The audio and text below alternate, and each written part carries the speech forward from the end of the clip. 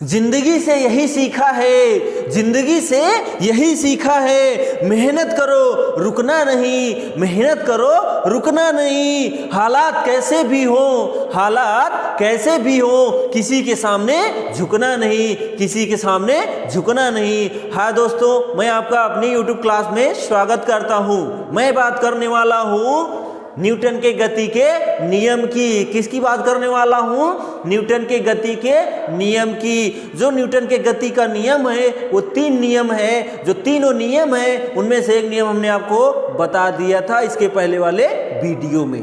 ठीक है, इस वीडियो में हम जो है द्वितीय नियम और तृतीय नियम की चर्चा करेंगे। आप वीडियो के साथ बने रहिए, मेरे साथ, आर्य सर के साथ। आइए हम समझते हैं जो न्यूटन के गति का प्रथम नियम था उसको हम देख लेते हैं इस वीडियो में। ठीक है, देख लेते हैं। देखने का मतलब, तो जो प्रथम नियम था वो किससे संबंधित था? जड़त्व से। किससे संबंधित था? जड़त्व से।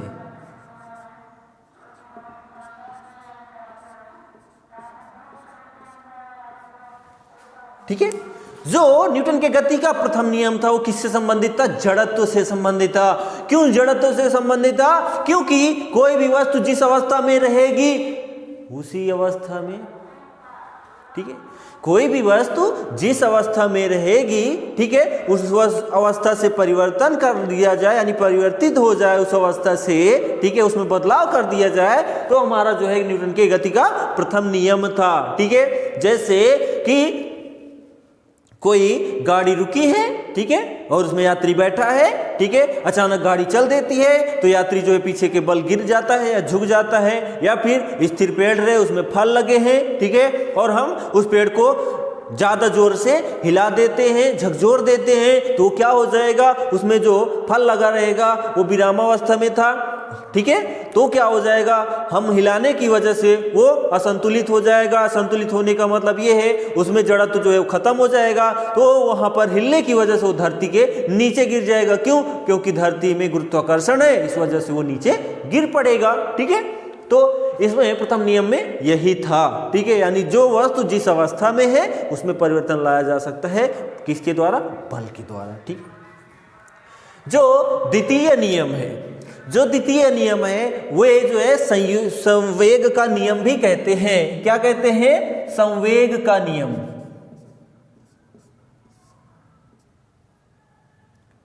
संवेग का नियम,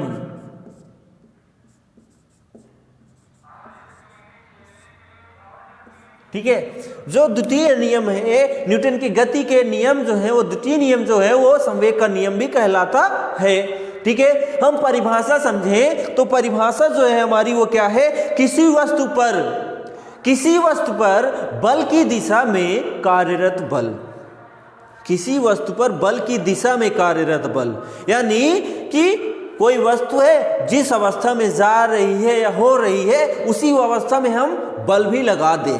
ठीक है, उसी अवस्था में बल भी लगा दे। ठीक है, क्या है परिभाषा? किसी वस्तु पर बल की दिशा में कार्यरत बल उस वस्तु के संवेग परिवर्तन के अनुक्रमानुपाती होता है।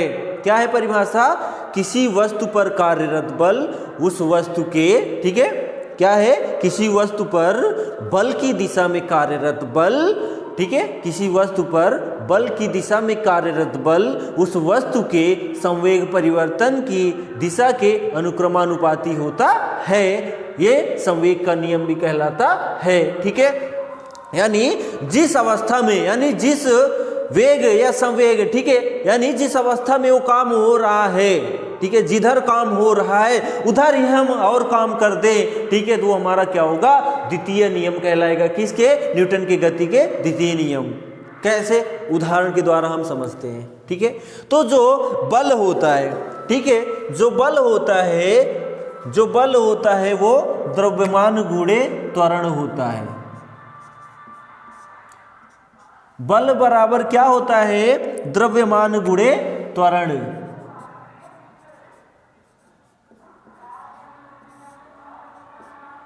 त्वरण,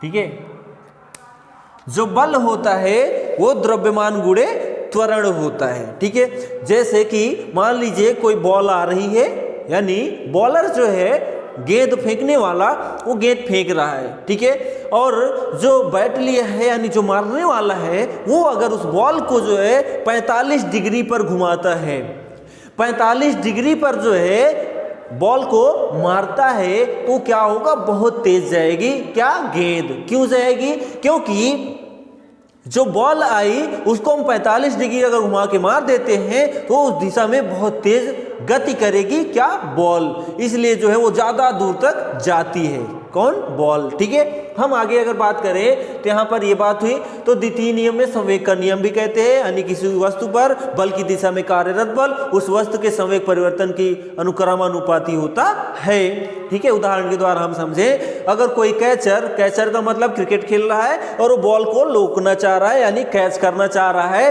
तो डायरेक्ट जो है ऐसे कैच नहीं कर सकता, क्यों, क्योंकि उसको चोट लग सकती है, तो बॉल को अपनी ओर खींचेगा, क्यों, क्योंकि उसकी गति को धीमा करने के लिए। अगर उसकी गति जो है अचानक हम रोक दे तो हमारे चोट लग सकती है, बॉल बाहर निकल सकती है, लेकिन अगर बॉल आ रही है इधर तो हम अपनी तरफ अगर उसको खींचते हैं तो उसकी जो स्पीड है यानी गति है वो धीरे धीरे खत्म हो जाएगी और जो हमारा बल है, ठीक है, वो आराम से लग सकेगा और मेरे को चोट नहीं लग सकेगी, ठीक है। किस कारण, द्वितीय नियम, न्यूटन के गति के द्वितीय नियम के कारण, ठीक है।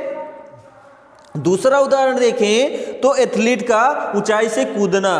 अगर एथलीट कोई धावक है वो ऊंचाई से कूद रहा है, ठीक है, 2 मंजिला 3 मंजिला से कूद रहा है, तो उसको जो है नीचे क्या चाहिए, क्या चाहिए, गद्दा चाहिए या फिर अच्छी रेत चाहिए, ठीक है, गद्दा चाहिए या रेत चाहिए, क्यों, क्योंकि अगर वैसे सूखी जमीन पर यानी ठोस वस्तु या जमीन पर कूदता है, ठोस पदार्थ पर कूदता है, उसको चोट लग जाएगी, ठीक है। अगर वो गद्दा रहता है उन दोनों में आपस में मिलाप बन जाएगा, जिस वजह से उसको चोट नहीं लगेगी, ठीक है। ये किसका उदाहरण है, द्वितीय नियम, ठीक है। किसका द्वितीय नियम, न्यूटन की गति का द्वितीय नियम के अंतर्गत आता है, ठीक है। हम नेक्स्ट अब बात करने वाले हैं न्यूटन के गति के तृतीय नियम की। किसकी बात करने वाले हैं, न्यूटन के गति के तृतीय नियम की।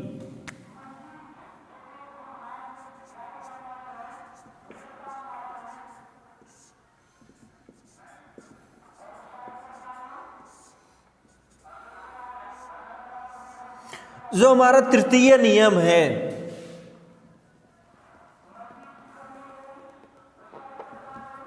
यानी न्यूटन के गति के तृतीय नियम जो हैं वे क्या कहते हैं, तो आइए हम देखते हैं। इसको जो है क्रिया प्रतिक्रिया का नियम भी कहते हैं। क्या कहते हैं, क्रिया प्रतिक्रिया का नियम।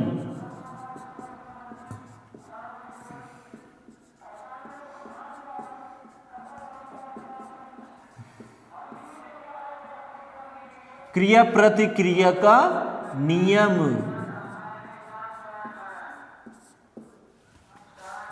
क्रिया प्रतिक्रिया का नियम जो न्यूटन के गति का तृतीय नियम है उसको क्रिया प्रतिक्रिया का नियम भी कहते हैं। तो आइए हम परिभाषा देखते हैं। तो प्रत्येक क्रिया को, ठीक है, प्रत्येक क्रिया को उसके समान, ठीक है, पर प्रत्येक क्रिया को उसके समान, ठीक है, प्रत्येक क्रिया को उसके समान परंतु विपरीत दिशा में, उसके समान परंतु विपरीत दिशा में जो है प्रतिक्रिया होती है, ठीक।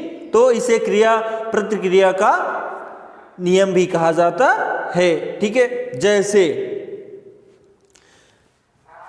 तो ये जो तृतीय नियम है, न्यूटन के गति का तृतीय नियम है, इसको क्रिया प्रतिक्रिया का नियम कहते हैं। यानी एक काम हुआ उसके जस्ट दूसरा भी हो गया, यानी हमने इधर से कोई चीज फेंकी तो उधर से भी रिटर्न हो गई, तो ये हमारा क्या हो गया, क्रिया प्रतिक्रिया का नियम, ठीक है। क्रिया प्रतिक्रिया का नियम यानी एक काम किया उसी के एवज में जो है दूसरा काम भी हो गया, तो हमारा क्रिया प्रतिक्रिया का नियम कहलाएगा। वो भी किसके अंतर्गत, न्यूटन के गति के तृतीय नियम के अंतर्गत, ठीक है। हम उदाहरण के द्वारा समझते हैं कि जो तीसरा नियम है क्या है, कैसा है, ठीक है। तो आइए हम देखते हैं। जैसे कि बंदूक से गोली चलाने पर, ठीक है, बंदूक से अगर हम गोली चला रहे हैं, अगर बंदूक से गोली चला रहे हैं, ठीक, बंदूक से गोली चला रहे हैं तो क्या होगा, ऐसे झटका लगता है पीछे की तरफ। क्यों? क्योंकि जो क्रिया हमने क्या किया, आगे गोली मारा, ठीक है, आगे गोली दाग दिया और प्रतिक्रिया क्या हो गई, जो बंदूक थी, गन थी, ठीक है, 47 थी, वो क्या हो गई, पीछे आ गई। तो प्रतिक्रिया किस तरफ हुई, पीछे, क्रिया आगे, ठीक है। तो ये क्या है, न्यूटन के गति के तृतीय नियम के अंतर्गत है, ठीक है। ये आपने बंदूक देखा होगा, फिल्मों में देखा होगा, वैसे भी देखा होगा, ठीक है, घर में भी हो सकती है। तो क्या होता है, जब हम लोग चलाते हैं तो गोली तो आगे निकलती है, ठीक है, लेकिन क्या होती है, बंदूक जो होती है वो पीछे आ जाती है। अगर जो व्यक्ति है वो संभल नहीं पाया, ऐसा कमजोर है, तो क्या हो जाएगा, गिर पड़ेगा, उसको चोट लग सकती है। या फिर उसकी अगर कलाई कमजोर है तो शायद है घूम के स्वयं को दाग ले, ठीक है, हो सकता है, ठीक है। यहाँ की नसें अगर उसकी कमजोर हो जाती है, कलाई कमजोर है, तो क्या होगा, वो आगे तो मार रहा है लेकिन गलती बस पता नहीं किधर घूम गई, स्वयं की तरफ घूम गई है, किसी और की तरफ घूम गई, तो क्या हो जाएगा, दूसरे को चोट पहुंच सकती है, ठीक है। तो बंदूक आप चलाएंगे, गोली आगे जाएगी, लेकिन जो बंदूक है वो पीछे आएगी। आपकी कलाई और आपका हाथ मजबूत नहीं है तो किसी को नुकसान हो सकता है, ठीक है। दूसरा उदाहरण अगर हम देखें तो क्या हो जाएगा कि रॉकेट का प्रक्षेपण। अगर रॉकेट का प्रक्षेपण, आपने रॉकेट देखा होगा किसमें, टेलीविजन में, ठीक है। तो क्या होता है, आपने देखा होगा नीचे धुआं निकलता है, क्या निकलता है, धुआं निकलता है, धुआं नीचे निकलता है, लेकिन रॉकेट ऊपर जाती है। तो क्रिया क्या हुई, ऊपर जाना, किसका, रॉकेट का, रॉकेट का ऊपर जाना, प्रतिक्रिया क्या हुई, नीचे धुआं निकलना। तो जो नीचे धुआं निकला और ऊपर रॉकेट गई, तो प्रेशर क्या था, धरती के ऊपर प्रेशर लगा, किसका, धुआं का, और जो रॉकेट थी वो कहां गई, ऊपर। तो एक ऊपर जा रहा है तो एक नीचे जा रहा है, तो क्रिया प्रतिक्रिया हो रही है कि नहीं हो रही है, ठीक है। दूसरा उदाहरण अगर हम देखें तो क्या है कि नाव में किनारे पर कूदने से पीछे हटना। नाव में ठीक है, किनारे कूदने पर पीछे हटना। आप अगर नाव से धरती पर कूद रहे हैं, नाव से धरती पर कूद रहे हैं, ऐसे जब जंप करेंगे आप तो क्या हो जाएगी, जो नाव है वो पीछे तो जाएगी ही, ठीक है, और जो हमारी बॉडी है वो भी पीछे जाएगी। क्यों जाएगी, क्योंकि धक्का किसमें लगा, नाव में लगा। मेरे शरीर में थोड़ी धक्का लगा, नाव में लगा, तो जो नाव है वो पीछे चली जाएगी, मैं भी धड़ाम से गिर पड़ूंगा। क्यों गिर पड़ूंगा, क्योंकि जो बल लगा वो नाव पर लगा, ठीक है। क्रिया क्या की हमने, कूदना, प्रतिक्रिया क्या हुई, जो नाव थी वो पीछे चली गई, ठीक है। और उदाहरण अगर हम देखें, ठीक है, तो भूमि पर पैरों से चलना। तो भूमि पर पैरों से चलना यानी जमीन पर अगर हम चल रहे हैं तो बल लग रहा है ना, क्या कौन सा बल लग रहा है, घर्षण बल लग रहा है, घर्षण बल लग रहा है, यानी तब धरती का और मेरे पैर का घर्षण बल लग रहा है, तब हम आसानी से चल ले रहे हैं। अगर वही स्लिप वाली, यानी कोई मार्बल हो, फर्श हो, वो चिकनी हो, ठीक है, तो उसमें हमारा घर्षण बल बहुत कम काम करता है, जिस वजह से हम फिसल के धड़ाम से गिर जाते हैं, ठीक है। गिर जाते हैं तो चोट लग जाती है। क्यों, क्योंकि वहां पर जो घर्षण बल है वो बहुत न्यून हो जाता है, यानी कम हो जाता है, जिस वजह से हम गिर पड़ते हैं। वैसे जमीन पर घर्षण बल अधिक होता है, जिस वजह से हम आसानी से खड़े रहते हैं और चल लेते हैं, ठीक है। आप देखेंगे रेत में हम लोग तेजी से के साथ नहीं चल सकते। क्यों, क्योंकि वहां पर जो है वो जो हमारा पांव होता है वो धंस जाता है जमीन के अंदर, ठीक है। जो रेत होती है वो हमको पीछे कर देती है। क्यों, घर्षण बल वहां पर कम लग पाता है, ठीक है। ये नेक्स्ट उदाहरण था। और उदाहरण की बात करें तो पानी को पीछे धकेलती नाव को आगे ले जाना, ठीक है। जैसे नाव वाला जो नाविक होता है, ठीक है, जो नाविक होता है वो क्या करता है, ऐसे ऐसे पानी को पीछे करता है। तो जो पीछे करता है तो पानी तो पीछे जा रहा है, लेकिन नाव क्या है, आगे जा रही है, ठीक है। पानी पीछे, नाव आगे, ठीक है, पानी पीछे, नाव आगे। तो ये किसका उदाहरण है, न्यूटन की गति का तृतीय नियम का उदाहरण है। आप पानी को, नाव वाला पीछे पानी फेंकता है, पीछे ऐसे ऐसे धक्का देता है, लेकिन जो नाव होती है वो और तेज आगे जाती है। क्यों, क्योंकि पानी को हम धक्का दे रहे हैं, क्रिया पानी को धक्का देना, प्रतिक्रिया हमारी नाव आगे बढ़ना, ठीक है। और उदाहरण की बात करें, जैसे एक सुंदर लड़की को मैंने देख लिया, तो क्या किया, सुंदर लड़की को देखा, वो मेरे को एक नजर मान लो देखा, तो हमने क्या कर दिया, आंख मार दिया उसको। क्या कर दिया, आंख मार दिया। तो क्या होगा, उसके अंदर अगर गुस्सा है, ठीक है, उसको अच्छा नहीं लगा तो क्या करेगी? आपने आंख मारा और वो आकर, मेरी क्रिया क्या थी? आंख मारना। मेरी क्रिया क्या थी? आंख मारना। और उसकी प्रतिक्रिया क्या थी? आके 2 कंटाप मारना। ठीक है ठीक है, तो मेरी क्रिया क्या थी? आंख मारना। सुंदर लड़की को देखा, आंख मार दिया, वो देख रही थी, मैंने आंख उसको मारा। ठीक है, और क्रिया हमने की, आंख मार दी, और उसकी प्रतिक्रिया क्या हो गई? आई पास में और 2 कंटाप मार दी। तो जब 2 कंटाप मार दी तो क्या हो गई? प्रतिक्रिया हो गई। हो गई कि नहीं हो गई? यस, हो गई। तो जो हमारी क्रिया आंख मारना, उसकी प्रतिक्रिया जो है थप्पड़ मारना, कंटाप मारना, वो प्रतिक्रिया हुई। तो क्रिया प्रतिक्रिया जो है वो न्यूटन के गति के तृतीय नियम के अंतर्गत आता ही है। ठीक है, यानी जहां पर क्रिया हो, प्रतिक्रिया हो, वो न्यूटन के गति का तृतीय नियम होगा। ठीक है, समझ गए आप कि नहीं? आशा करते हैं आप समझ गए होंगे। ठीक है, तो जो न्यूटन के गति के नियम थे तीनों, हमने आपको आसान शब्दों में बता दिया, आसान उदाहरण के साथ बता दिया। आशा करते हैं आपको समझ में आया होगा। तो समझ में आया हो तो प्लीज़ मेरे वीडियो को लाइक, शेयर और सब्सक्राइब जरूर करें। अपने दोस्तों के साथ मेरे वीडियो को प्लीज़ फैला दीजिए आप, जिससे सभी आनंद लें और पढ़ें। ठीक, हम मिलेंगे नेक्स्ट वीडियो में, ठीक है, नेक्स्ट टॉपिक के साथ। तब तक के लिए जय हिंद।